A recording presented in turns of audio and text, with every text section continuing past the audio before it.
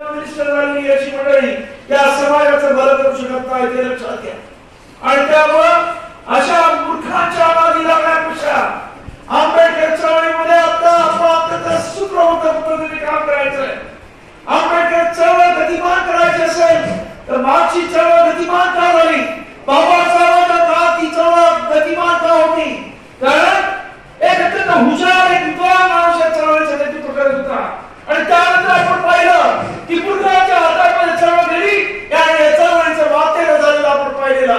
आणि त्यामुळं याच्या पुढे या मूर्खांच्या नादी लागण्यापेक्षा आपण परत एकदा बाबासाहेब आंबेडकरांची चळवळ या अत्यंत ताकदीनं अत्यंत दिमागाने या महाराष्ट्रामध्ये संपूर्ण देशभर घेऊन जायचं आहे.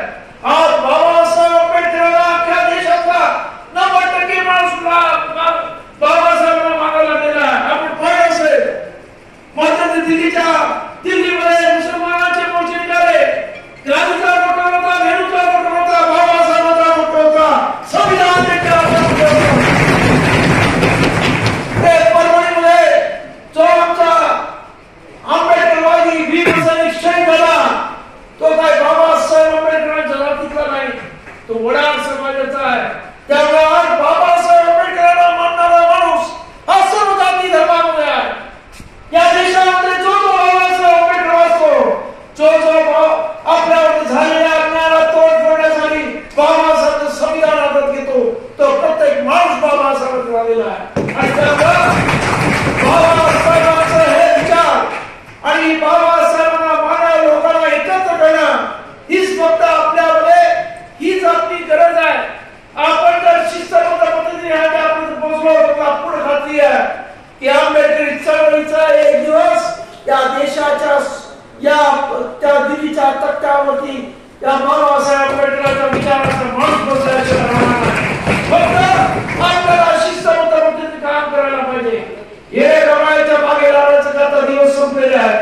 हे रवायचं कारण त्यावेळेस आरक्षण होतं, आपल्याला नोकऱ्या लागल्या, आपल्या सुख चैनी आल्या, गाड्या आल्या, घोड्या आल्या, परंतु आता ही परिस्थिती राहिली नाही. आरक्षण संपत चाललेलं आहे.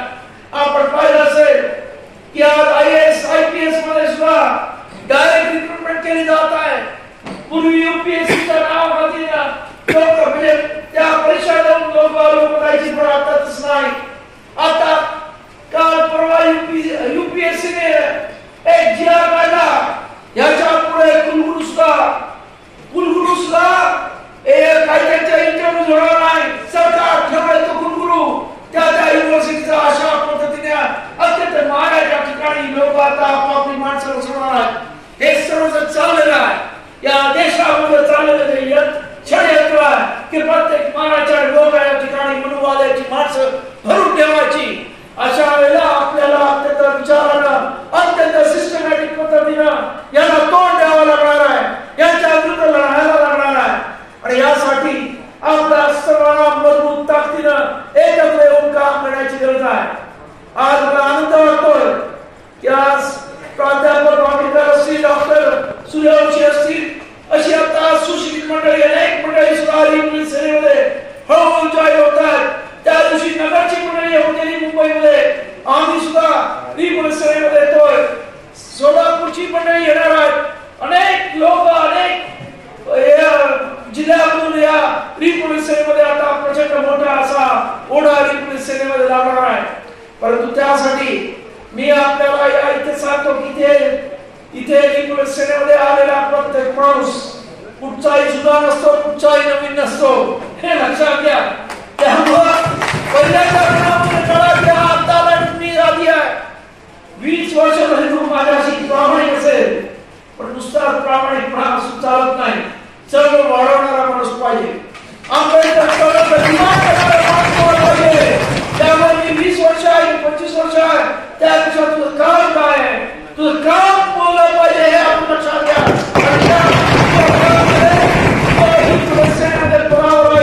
अशा पद्धतीची आता भूमिका घेऊन आपण चालणार आहोत.